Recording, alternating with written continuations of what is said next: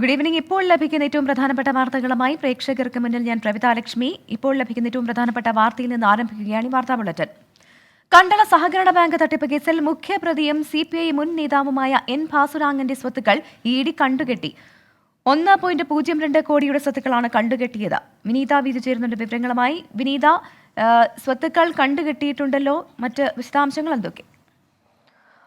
പ്രവിത, ഈ കണ്ടല സഹകരണ ബാങ്ക് കേസുമായി ബന്ധപ്പെട്ടാണ് ഇപ്പോൾ എൻഫോഴ്സ്മെന്റ് ഡയറക്ടറേറ്റിന്റെ നടപടി വന്നിരിക്കുന്നത്. ഈ കേസിലെ ഒന്നാം പ്രതിയാണ് ബാങ്ക് പ്രസിഡന്റ് കൂടിയായിരുന്ന N ഭാസുരാങ്കനെ കേസിൽ ഒന്നാം പ്രതിയാക്കിക്കൊണ്ട് കഴിഞ്ഞ ദിവസമാണ് എൻഫോഴ്സ്മെന്റ് ഡയറക്ടറേറ്റ് കോടതിയിൽ കുറ്റപത്രം നൽകിയിരുന്നത്. ഇതിന് പിന്നാലെയാണ് ഇപ്പോൾ ഈ സ്വത്തുവകകൾ കണ്ടുകെട്ടുന്നതിലടക്കം ED കടന്നിരിക്കുന്നത്. 1.02 കോടി രൂപയുടെ സ്വത്തുവകകളാണ് കണ്ടുകെട്ടിയിരിക്കുന്നത്. PMLA ആക്ട് പ്രകാരമാണ് നടപടി. ഇപ്പോൾ നിലവിൽ ഭാസുരാങ്കന്റെ പേരിലുള്ള സ്വത്തുവകകളാണ് ED കണ്ടെത്തിയിരിക്കുന്നത്. ഭാസുരാങ്കനും കുടുംബാംഗങ്ങളുമാണ് ഈ കേസിലെ പ്രതികളെന്ന് ചൂണ്ടിക്കാട്ടിക്കൊണ്ടാണ് ED ഈ കുറ്റപത്രം നൽകിയിരിക്കുന്നത്. ഇതിൽ ഒന്നാം പ്രതി N ഭാസുരാങ്കനും ഒപ്പം തന്നെ രണ്ടാം പ്രതി ഭാസുരാങ്കന്റെ മകനുമാണ്.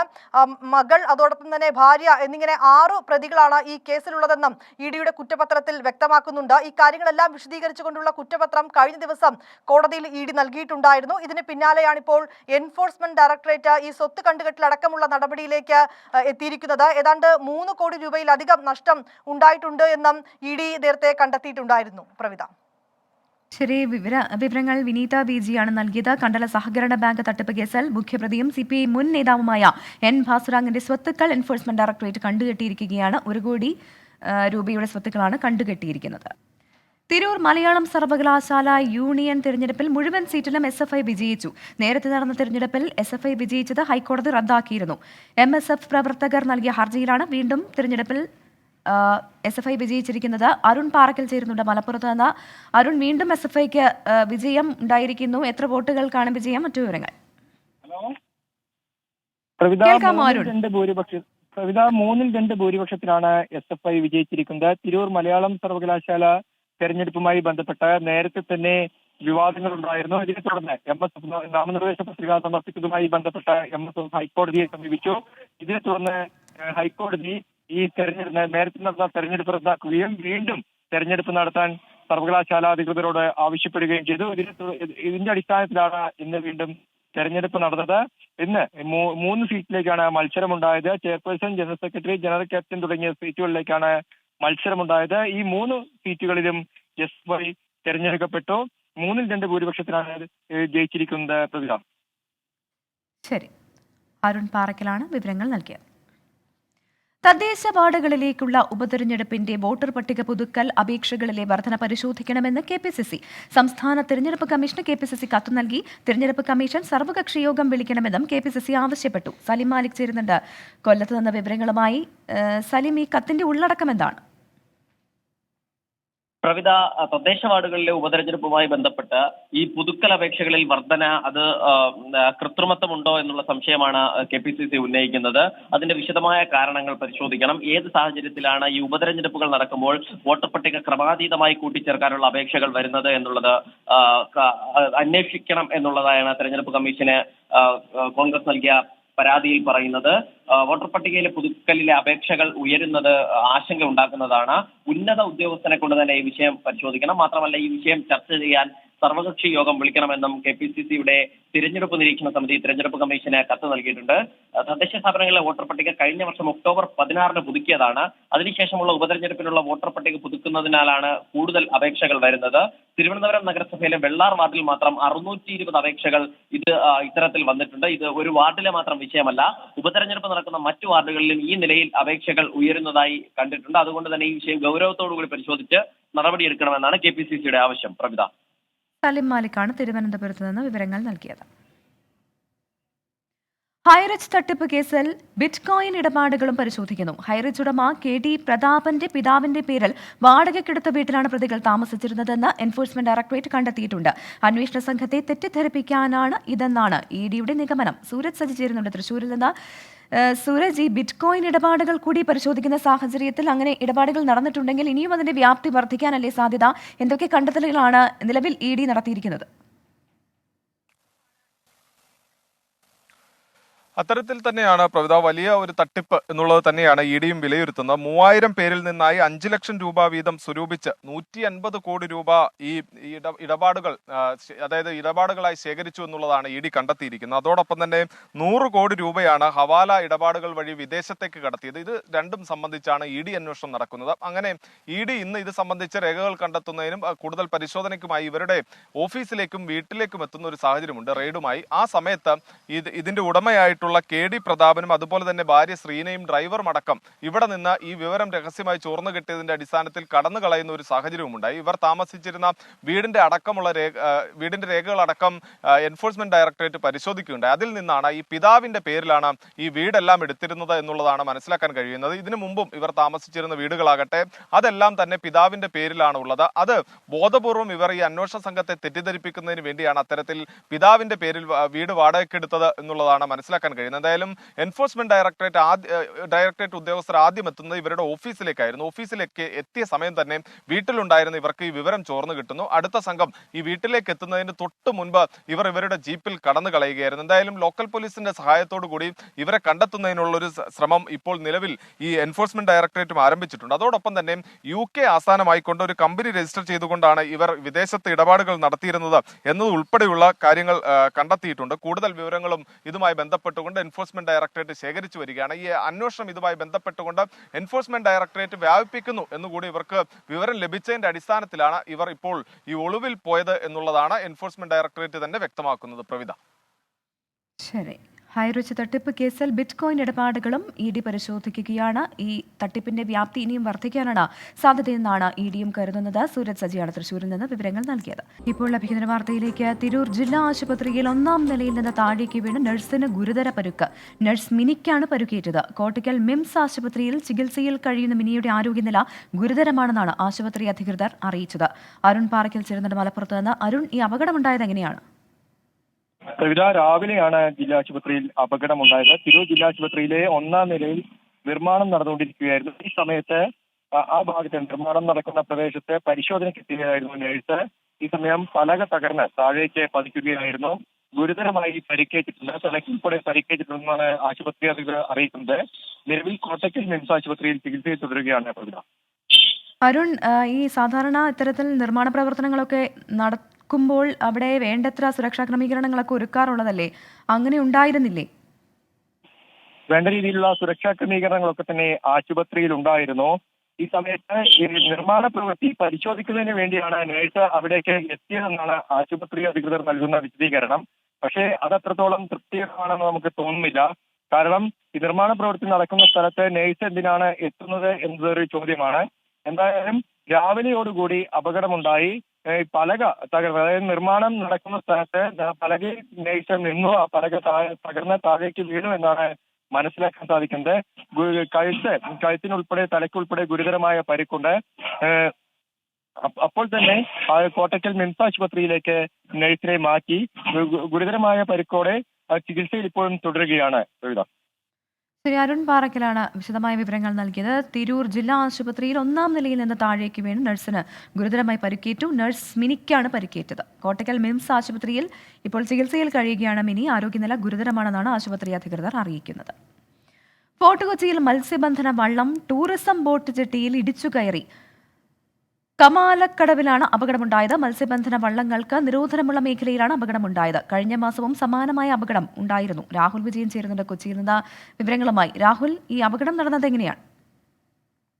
പ്രവിധ, ജലഗതാഗത വകുപ്പിന്റെ യാത്രാ ബോട്ടുകളും ടൂറിസ്റ്റ് ബോട്ടുകളും മാത്രം അടുപ്പിക്കുന്ന ജെട്ടിയാണ് ഇവിടെ മത്സ്യബന്ധന ബോട്ടുകൾ എത്താൻ പാടില്ല എന്നുള്ള കർശന നിർദ്ദേശമുള്ളതാണ്. പക്ഷെ അത് ലംഘിച്ചുകൊണ്ട് പലപ്പോഴും ബോട്ടുകൾ ഇങ്ങോട്ടേക്ക് എത്താറുമുണ്ട്. ഇതിനു മുമ്പ് വിനോദസഞ്ചാരികൾ ഇരിക്കുന്ന സ്ഥലത്തേക്ക് ബോട്ടിടിച്ച് കയറുകയും വലിയ അപകടം ഉണ്ടാവുകയും ചെയ്ത പശ്ചാത്തലം പോലുമുണ്ട്. അതിനുശേഷവും സമാനമായ രീതിയിൽ പല അപകടങ്ങളും ഉണ്ടായി. പക്ഷേ പിന്നീടും ഈ മത്സ്യബന്ധന ബോട്ടുകൾ ഇങ്ങോട്ടേക്ക് എത്തുന്നത് തുടർന്നു എന്നുള്ളതാണ് ഏറ്റവും പ്രധാനപ്പെട്ട കാര്യം. ഇന്ന് ഈ ബോട്ട് ജെട്ടിയുടെ കമാനത്തിലേക്ക്, അതായത് ആ കമാനത്തിൽ ഇടിക്കുകയും അതിന് ചെറുതായിട്ടുള്ള കേടുപാടുകൾ സംഭവിക്കുകയും ചെയ്യുന്ന ഒരു സാഹചര്യം പോലും ഉണ്ടായിട്ടുണ്ട്. സെന്റ് ആന്റണീസ് എന്ന മത്സ്യബന്ധന ബോട്ടാണ് ഈ ബോട്ട് ജെട്ടിയിലേക്ക് ഇടിച്ചു കയറുകയും ചെയ്തിട്ടുണ്ട്. എന്തായാലും ഇതിന്മേലുള്ള നടപടികൾ തുടങ്ങിയിട്ടുമുണ്ട്. ശരി, രാഹുൽ വിജയനാണ് വിവരങ്ങൾ നൽകിയത്. മുഖ്യമന്ത്രിയുടെ മകൾ വീണയുടെ കമ്പനി എക്സാലോജിക്കിന് കടം ലഭിച്ചത് അന്വേഷിക്കണമെന്നാവശ്യപ്പെട്ട് കേരള ജനപക്ഷം നേതാവ് ഷോൺ ജോർജ്. CMRL ഉടമകൾ ഡയറക്ടർമാരായ NBFC വഴി നൽകിയ രൂപയുടെ രേഖകൾ ഹൈക്കോടതിയിൽ സമർപ്പിച്ചിട്ടുണ്ട്.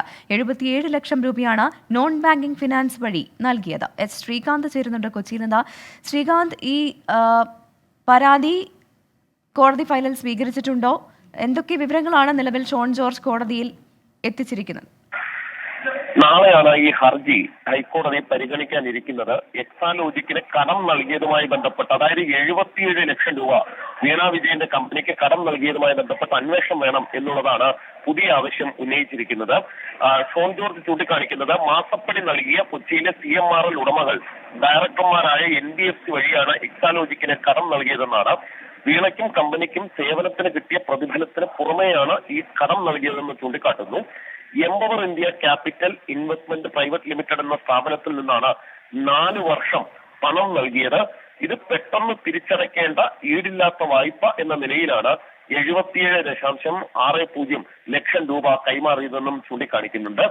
ഇന്ന് മറ്റൊരു ആവശ്യം കൂടി ഉപഹർജി മുഖേന അദ്ദേഹം ആവശ്യപ്പെട്ടിരുന്നു. അതായത് മുഖ്യമന്ത്രിയുടെ മകൾ വീണയ്ക്കെതിരെ വന്നിട്ടുള്ള ഈ ആരോപണത്തിന്മേൽ കോർപ്പറേറ്റ് മന്ത്രാലയത്തിന്റെ അന്വേഷണത്തിന് പകരം സീരിയസ് ഫ്രോഡ് ഇൻവെസ്റ്റിഗേഷൻ ഏജൻസി ഈ സംഭവം അന്വേഷിക്കണം എന്നാണ് അദ്ദേഹം മറ്റൊരു ഉപഹർജി നൽകിയിട്ടുള്ളത്. ഇതെല്ലാം നാളെ ഹൈക്കോടതി പരിഗണിക്കും.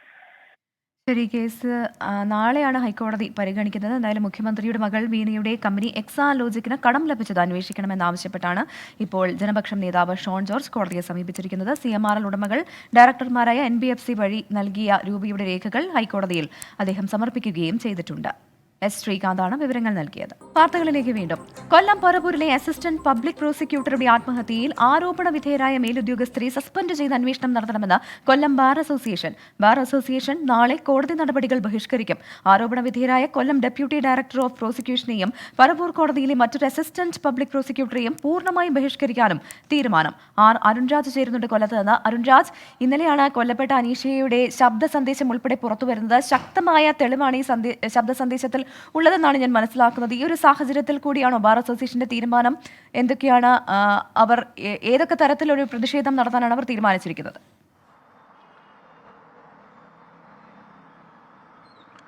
പ്രവിത, ഈ APP ആയിരുന്ന അനീഷയുടെ ശബ്ദ സന്ദേശവും ഡയറി കുറിപ്പുകളുടെയും വിവരങ്ങൾ പുറത്തു വന്നതിന് പിന്നാലെയാണ് ഈ വിഷയത്തിൽ ബാർ കൗൺസിൽ ഒരു വലിയ രീതിയിലുള്ള പ്രതിഷേധത്തിലേക്ക് ഇപ്പോൾ പോയിരിക്കുന്നത്. ബാർ അസോസിയേഷൻ ഇന്ന് കൊല്ലത്ത് യോഗം ചേർന്നിരുന്നു. ഈ ബാർ അസോസിയേഷനിലെ തീരുമാനം ഇങ്ങനെയാണ്. നാളെ കോടതി നടപടികൾ പൂർണ്ണമായും ബഹിഷ്കരിക്കാനുള്ള തീരുമാനം കൊല്ലം ബാർ അസോസിയേഷൻ ഇപ്പോൾ കൈക്കൊണ്ടിട്ടുണ്ട്. അതുപോലെ തന്നെ ആരോപണ വിധേയരായ DDPയെയും അതുപോലെ തന്നെ AAPയെയും ഈ അന്വേഷണം പൂർത്തിയാകുന്നവരെ പൂർണ്ണമായും ബഹിഷ്കരിക്കാനാണ് കൊല്ലം ബാർ അസോസിയേഷൻ എടുത്തിരിക്കുന്ന തീരുമാനം. കൊല്ലം ബാർ അസോസിയേഷന് കീഴിലുള്ള മറ്റ് കോടതികളിലും ഈ ബഹിഷ്കരണം തുടരാനുള്ള നിർദ്ദേശം കൂടി ഇന്ന് ചേർന്ന ജനറൽ ബോഡി കൈക്കൊണ്ടിട്ടുണ്ട്. അങ്ങനെ ശക്തമായ പ്രതിഷേധത്തിലേക്ക് അഭിഭാഷകർ കടക്കുകയാണ്. കാരണം ഈ വിഷയത്തിൽ ഇത്രയും ദിവസമായിട്ടും യാതൊരു നടപടിയും പോലീസിന്റെ ഭാഗത്തുനിന്നുണ്ടായില്ല എന്നുള്ളതാണ് ബാർ അസോസിയേഷനിൽ പ്രധാനമായി ഉയർന്ന വിമർശനം. മറ്റൊന്ന്, ഈ അനീഷയുടെ ശബ്ദ സന്ദേശങ്ങളും ഇതുമായി ബന്ധപ്പെട്ട വിവരങ്ങളും പുറത്തു വന്നിട്ടും ഈ ആരോപണ വിധേയരുടെ മൊഴിയെടുക്കാനോ ഇതുമായി ബന്ധപ്പെട്ട അന്വേഷണത്തിലേക്കോ കടക്കാൻ പോകാത്ത നടപടി അത് എന്തുകൊണ്ടാണെന്ന ചോദ്യവും ഇന്ന് ചേർന്ന ജനറൽ ബോഡിയിൽ ബാർ അസോസിയേഷനിൽ ഉണ്ടാവുകയും ചെയ്തിട്ടുണ്ട്. ഏതായാലും ശക്തമായ സമരത്തിലേക്ക് അഭിഭാഷകർ കൂടി കടക്കുകയാണ്. ഇത്തരം ശക്തമായ തെളിവുകളുള്ള സാഹചര്യത്തിൽ ഈ മേലുദ്യോഗസ്ഥരെ സസ്പെൻഡ് ചെയ്യണം എന്നുള്ള ആവശ്യം അത് എത്രത്തോളം അംഗീകരിക്കാൻ സാധ്യതയുണ്ട്? മാത്രമല്ല, ഇനി തുടർ നടപടികൾ എങ്ങനെയാക്കാനാണ് ബാർ അസോസിയേഷൻ തീരുമാനിച്ചിരിക്കുന്നത്?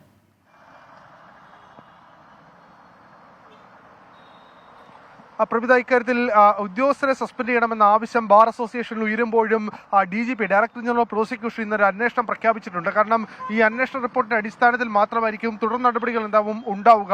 ഇതൊരു സമ്മർദ്ദം എന്ന രീതിയിൽ തന്നെയാണ് ബാർ അസോസിയേഷൻ ഇതിനെ മുന്നോട്ട് വെക്കുന്നത്.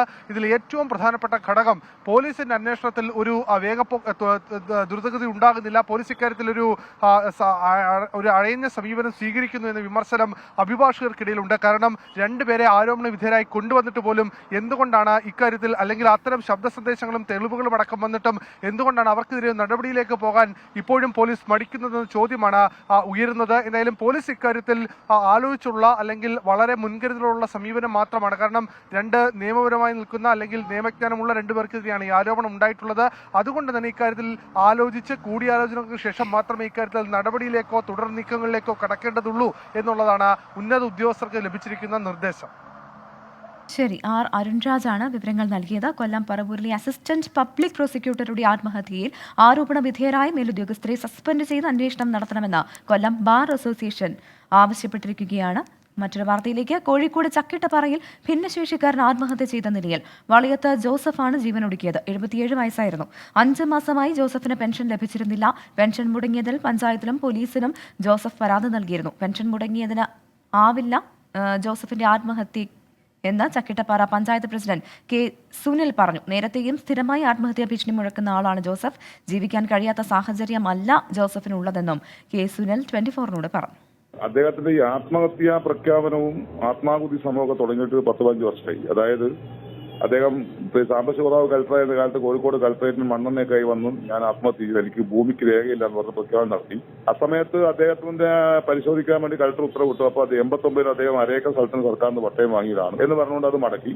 അതിനുശേഷം പിന്നെ നിരവധി ആവശ്യങ്ങൾ, ഇപ്പം വീട്ടിലേക്ക് റോഡില്ല എന്ന് പറഞ്ഞു പഞ്ചായത്ത് സ്വന്തമായ റോഡ് അദ്ദേഹത്തിന് വേണ്ടി മാത്രം 5 ലക്ഷം രൂപയ്ക്ക് റോഡ് ഉണ്ടായി കൊടുത്തു. ഇപ്പൊ അദ്ദേഹത്തിന്റെ പ്രശ്നം എന്താ വെച്ചാൽ പെൻഷൻ കിട്ടാത്തതുകൊണ്ടാണ് ഞാൻ ആത്മഹത്യ എന്ന് പ്രഖ്യാപിച്ചു. ഇദ്ദേഹം ആഗസ്റ്റ് മാസം വരെയുള്ള പെൻഷൻ കൈപ്പറ്റിയിട്ടുണ്ട് ഈ വർഷം. പിന്നെ സാധാരണ സർക്കാർ കൊടുക്കാൻ ബാക്കിയുള്ള 4 മാസം പെൻഷൻ മാത്രമേ അദ്ദേഹത്തിന് കൊടുക്കാനുള്ളൂ. വേറെ പ്രത്യേകിച്ച് അദ്ദേഹത്തിന് പെൻഷൻ കൊടുക്കാനൊന്നുമില്ല. 78-ാം നമ്പർ അദ്ദേഹത്തിന് തൊഴിൽക്കാട് നമ്പർ, 99 പണി തൊഴിലുറപ്പ് അദ്ദേഹം എടുത്തു. പിന്നെ അദ്ദേഹം പഞ്ചായത്തിന്റെ അതിദരിദ്രത പട്ടികയിൽപ്പെട്ട ആളാണ്. അദ്ദേഹത്തിന് ഭക്ഷ്യധാന്യങ്ങൾ സൗജന്യമായി കിട്ടുന്നുണ്ട്. വിവരങ്ങളുമായി അഭിജിത്ത് മുഴക്കുന്ന് ചേർന്നുണ്ട് കോഴിക്കോട് നിന്ന്. അഭിജിത്ത്, ഈ ആത്മഹത്യയെ അപ്പാടെ തള്ളുകയാണോ പഞ്ചായത്ത് പ്രസിഡന്റ്? അദ്ദേഹം അക്കമിട്ട് നിരവധി കാര്യങ്ങൾ പറയുന്നു കൂടിയുണ്ടല്ലോ. പഞ്ചായത്ത് പ്രസിഡന്റിന്റെ ഈ വിശദീകരണം എത്രത്തോളം സത്യമുള്ളതാണ്? ഇത്തരത്തിൽ പെൻഷൻ ലഭിക്കാത്തതിനാലാണ് അദ്ദേഹം ആത്മഹത്യ ചെയ്തത് എന്ന് നാട്ടുകാർ കരുതുന്നുണ്ടോ? എന്തൊക്കെയാണ് വിവരങ്ങൾ? പ്രവിത, ജോസഫിന്റെ ആത്മഹത്യ പെൻഷൻ മുടങ്ങിയത് കൊണ്ടല്ല എന്നാണ് ഇപ്പോൾ പഞ്ചായത്ത് പ്രസിഡന്റ് നൽകുന്ന ഒരു വിശദീകരണം. അദ്ദേഹം പറയുന്നത് ഇത്തരത്തിലുള്ള ഒരു പരാതി ജോസഫിന്റെ ഭാഗത്ത് നിന്ന്, അതായത് പെൻഷൻ കഴിഞ്ഞ 5 മാസമായി തനിക്ക് ലഭിക്കുന്നില്ല എന്നൊരു പരാതി ശ്രദ്ധയിൽപ്പെട്ടിരുന്നു. അത് അധികൃതരെ താൻ അറിയിക്കുകയും ചെയ്തതാണ്. സർക്കാരാണ് പെൻഷൻ നൽകേണ്ടത്. അതുമായി ബന്ധപ്പെട്ട് കൂടുതൽ കാര്യങ്ങൾ പഞ്ചായത്തിന് ചെയ്യാനില്ല എന്നുള്ള ഒരു മറുപടിയാണ് ഏതായാലും പഞ്ചായത്ത് പ്രസിഡന്റ് കെ സുനിൽ 24-മായി സംസാരിക്കുമ്പോൾ പങ്കുവയ്ക്കുന്നത്. ഈ ജോസഫിന്റെ ജീവിത സാഹചര്യം പരിശോധിക്കുകയാണെങ്കിൽ അദ്ദേഹം ഈ ഒരു പെൻഷൻ കൊണ്ട് മാത്രം ജീവിതം മുന്നോട്ട് കൊണ്ടുപോകുന്ന ആളായിരുന്നു. അദ്ദേഹത്തിന് കിടപ്പ് രോഗിയായ ഒരു മകളുണ്ട്.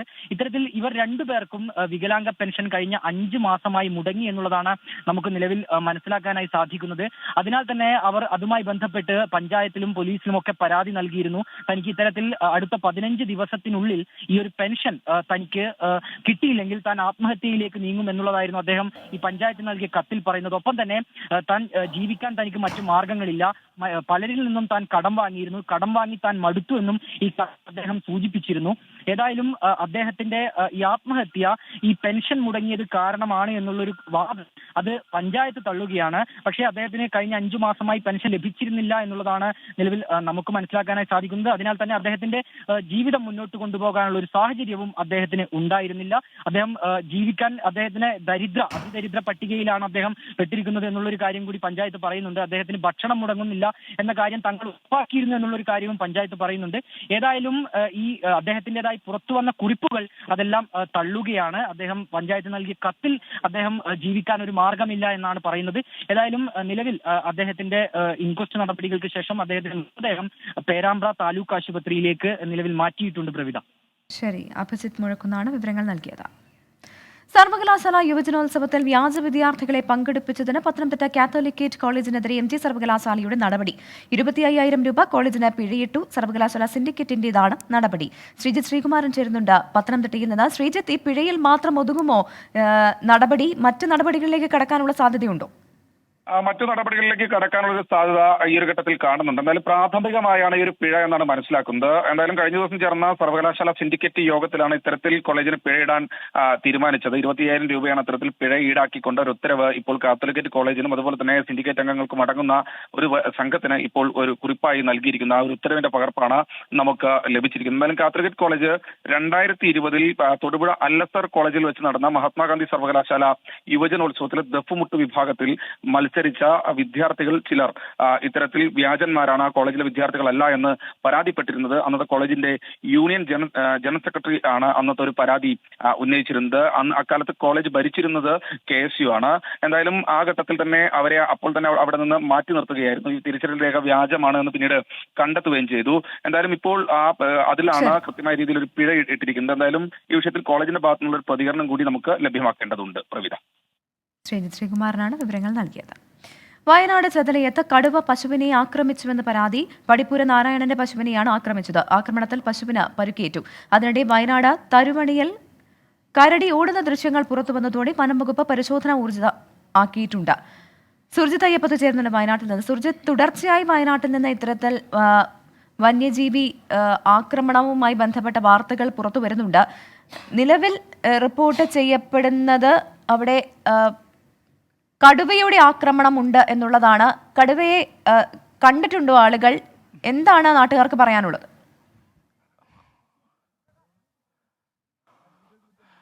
പ്രവിധ, ഞാനിപ്പോൾ നിൽക്കുന്നത് ഈ തരുവണ, അതായത് വെള്ളമുണ്ട പഞ്ചായത്തിലെ തരുവണയ്ക്കടുത്തുള്ള ഈ കരിങ്ങാലി എന്ന് പറയുന്ന പ്രദേശത്താണ്.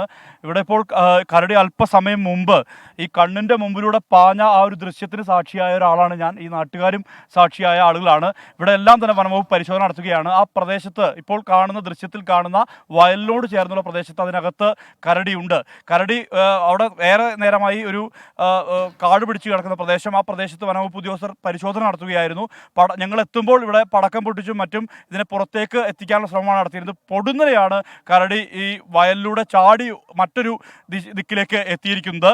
ഇവിടേക്ക് എത്തിയ ആ ദൃശ്യത്തിന് പലരും, ഇവിടെയുള്ള ആളുകളെല്ലാം തന്നെ സാക്ഷിയായ ആളുകളാണ്. ഈ മേഖലയിലുള്ള ആളുകളെല്ലാം തന്നെ അതിന് സാക്ഷിയായ ആളുകളാണ്. ചേട്ടാ, ഇവിടെയുള്ള ആളല്ലേ? ഇത് കണ്ടില്ലേ? അത് കണ്ടില്ലേ? കണ്ട് ചാടി വരുന്നത്, കാടിളക്കി ചാടി വരുന്നത്.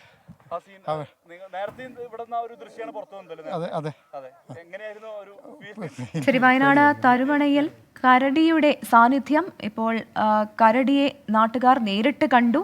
അതുമായി ബന്ധപ്പെട്ട വിവരങ്ങളാണ് സുർജിത് അയ്യപ്പത്ത് നൽകിയത്. അതേസമയം തന്നെ ചെതലയത്ത് കടുവ പശുവിനെ ആക്രമിച്ചുവെന്ന പരാതിയും വരുന്നുണ്ട്. പടിപ്പുര നാരായണന്റെ പശുവിനെയാണ് കടുവയെ ആക്രമിച്ചത് എന്നാണ് പരാതി. നോക്കാം ഇനി ഇപ്പോഴത്തെ കാലാവസ്ഥ സമർപ്പിക്കുന്നത് Berger home shield, scientific water proofing solutions.